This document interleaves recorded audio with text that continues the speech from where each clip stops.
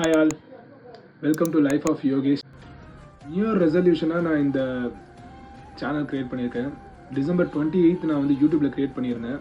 So யூடியூப்பில் create பண்ணதுலேருந்து இப்போ வரைக்கும் நான் கன்சிஸ்டண்ட்டாக வீடியோ போட்டுட்ருக்கேன். இந்த சேனல் க்ரியேட் பண்ணதோட மோட்டிவ் என்னன்னு பார்த்தீங்கன்னா, கன்சிஸ்டண்ட்டான ஒரு விஷயத்த பண்ணால் அதனால் கிடைக்கிற பெனிஃபிட்ஸ் என்ன அப்படின்றத தெரிஞ்சுக்கலாம். ஜிம்மில் போய் ஒர்க் அவுட் பண்ணுறோம். ஸோ ஒரு 2-3 டேஸ் போவோம், அதுக்கப்புறம் நமக்கு அதோட விட்டுருவோம். ஸோ அதுக்கப்புறம் நமக்கு உடம்புல எந்த டிஃப்ரென்ஸும் தெரியாது. ஸோ அதே மாதிரி தான் என்னோட வே ஆஃப் திங்கிங்கில் நான் புரிஞ்சுக்கிட்டது என்னென்னா, ஸோ ஜிம் போயிட்டு ஒரு 1 வீக்கில் நமக்கு எந்த சேஞ்சஸ் பெருசாக தெரியாது. கன்சிஸ்டண்ட்டான ஒரு ஒர்க் அவுட் பண்ணால் தான் நமக்கான டிஃப்ரென்ஸே உடம்புல தெரிய ஆரம்பிக்கும்.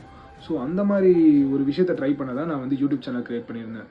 என் ஃப்ரெண்டுக்கிட்ட நான் பேசிகிட்டு இருக்கும்போது அவன் என்ன சொன்னால், டேய் யூடியூப் சேனல்லாம் உன்னால் க்ரியேட் பண்ண முடியாது, உன்னால் தைரியமாக பேச முடியாது, உனக்கு பேச தெரியுமா, கண்டினியூவாக ஒரு வார்த்தை பேசுவியா அப்படின்ற மாதிரி கேட்டான். ஸோ இப்போ பேசும்போதே உங்களுக்கு தெரிஞ்சிருக்கும், லைட்டாக அங்கங்கே எனக்கு திக்கும்.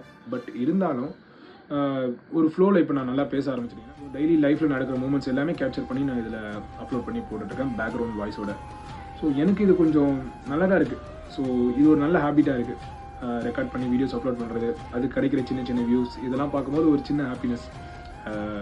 நான் இது வரைக்கும் இந்த மாதிரி வீடியோஸ் எதுவும் க்ரியேட் பண்ணது, இது மாதிரி பேசுனதும் இல்லை. இப்போ நான் பேசுகிறது, இந்த மாதிரி வீடியோஸ் க்ரியேட் பண்ணுறது எனக்கே ஒரு நல்ல ஹாப்பினஸாக இருக்குது. கண்டிப்பாக இதை நான் வந்து கண்டினியூ பண்ணுவேன். ஸ்டார்ட் பண்ணுற வரைக்கும் தான் கொஞ்சம் கஷ்டமாக இருக்கும். பட் அந்த ஸ்டார்ட் பண்ணிட்டேன்னா அதுக்கப்புறம் தானே அது பாட்டுக்கு ஒரு ஃப்ளோவில் போயிட்டே. ஸோ அந்த மாதிரி தான் நான் ஸ்டார்ட் பண்ணேன்.